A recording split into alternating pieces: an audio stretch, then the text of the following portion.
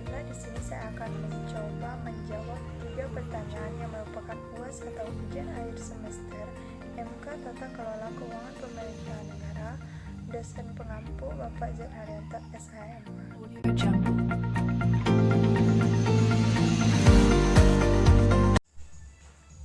Baiklah, saya akan menjawab pertanyaan yang nomor 1, yaitu menurut pasal 1 angka 22 Undang-Undang Nomor 1 Tahun 2004 tentang pembendaharaan negara adalah kerugian negara atau daerah, yaitu kekurangan uang, surat berharga, dan barang yang nyata dan pasti jumlahnya sebagai akibat perbuatan melawan hukum baik sengaja maupun lalai. Selanjutnya, menurut Undang-Undang Nomor 20 Tahun 2001, sebab-sebab terjadinya kerugian negara yaitu yang pertama adalah korupsi, yang kedua suap menyuap, dan yang ketiga adalah penggelapan dalam jabatan, keempat adalah perbuatan-perbuatan pemerasan, yang kelima adalah perbuatan curang, yang keenam benturan kepentingan dalam pengadaan, dan yang terakhir adalah korupsi terkait grafiti.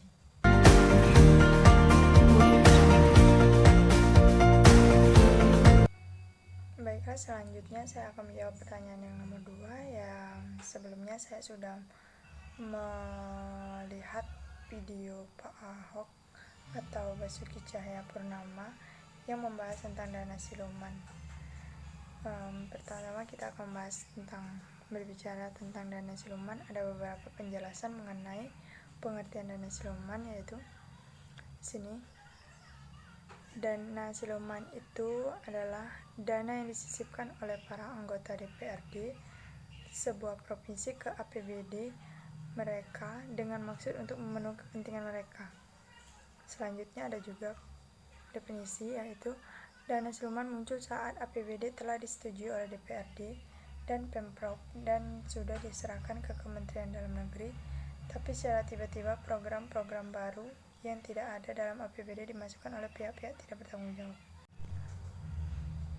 Menurut analisis saya setelah melihat video itu, saya sangat merasa prihatin terhadap oknum-oknum yang tidak bertanggung jawab itu, karena di era masyarakat yang masih banyak sekali masyarakat yang kesusahan, namun oknum yang tidak bertanggung jawab ini malah sibuk untuk memperkaya dirinya sendiri, yang mana sangat disayangkan melihat dana yang sangat besar itu yang bisa digunakan untuk kepentingan pembangunan dan pembangunan kesejahteraan masyarakat malah hilang tidak tahu entah kemana, padahal dana itu sangat besar sekali,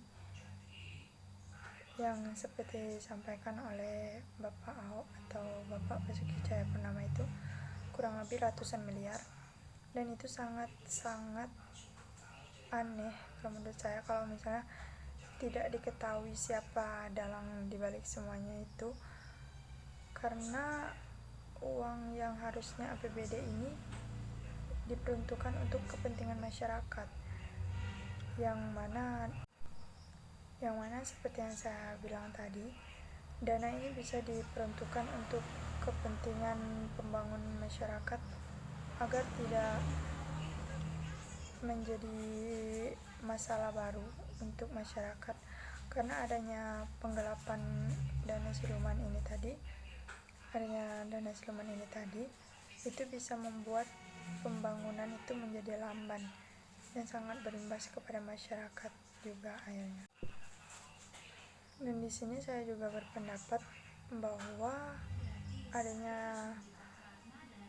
terjadinya dana siluman ini karena kurangnya transparansi.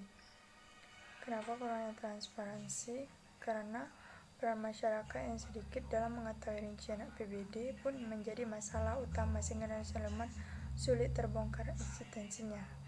Dan juga di sini masalahnya yaitu kurangnya partisipasi masyarakat, karena hanya masyarakat yang berprofesi sebagai pengusaha yang mengerti soal dana APBD tersebut. Jadi hanya sebagian besar masyarakat yang berpartisipasi dan mengetahui dan juga paham terhadap APBD itu sendiri. Itu sangat disayangkan. Jadi harapan saya kepada pemerintah untuk lebih mengoptimalkan dalam pengawasan agar kejadian seperti dana siluman ini tidak terjadi lagi ke depannya. Kasihan terhadap masyarakat kalau misalnya masih ada oknum-oknum yang tidak bertanggung jawab ini masih bisa mengambil kesempatan dalam kesempitan.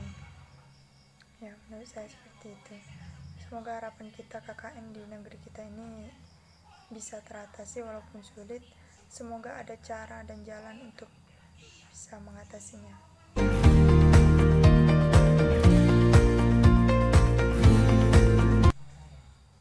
Baiklah, saya akan menjawab pertanyaan yang ketiga, yaitu jika saya menjadi kepala pemerintahan, apa yang akan saya lakukan terhadap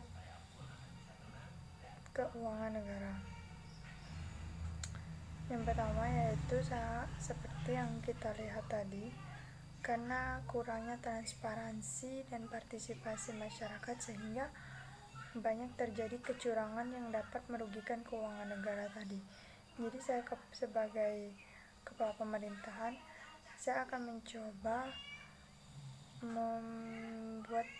menjadikan 3 prinsip sebagai acuan, yaitu yang pertama itu transparansi, keterbukaan antara pemerintahan dengan masyarakat supaya tidak ada lagi simpang siur atau salah paham atau kecurigaan antara satu sama lain. Jadi transparansi sangat perlu saya terapkan supaya bisa supaya pemerintahan pun berjalan dengan baik. Dan yang kedua yaitu partisipasi masyarakat. Tentu partisipasi masyarakat sangat dibutuhkan untuk memajukan keuangan negara terhadap pembangunan kesejahteraan, karena keuangan negara ini untuk masyarakat pasti juga butuh support atau bantuan juga dari masyarakat agar terjalin komunikasi yang baik antara pemerintah dan juga masyarakat. Dan yang ketiga, saya akan menerapkan kepada diri saya sendiri, yaitu prinsip akuntabilitas. Saya akan menjaga kepercayaan masyarakat dan juga bertanggung jawab terhadap apa yang sudah saya pegang, wewenang apa yang saya pegang, untuk sebisa mungkin menjaga terus kepercayaan masyarakat, apalagi masalah keuangan negara, agar tidak berimbas kepada masyarakat, karena kerugian negara yang ditimbulkan itu sangat berdampak kepada masyarakat. Baiklah, itulah hasil yang bisa saya jawab. Kurang lebih saya mohon maaf. Wabillahi taufiq wal hidayah. Wassalamualaikum warahmatullahi wabarakatuh.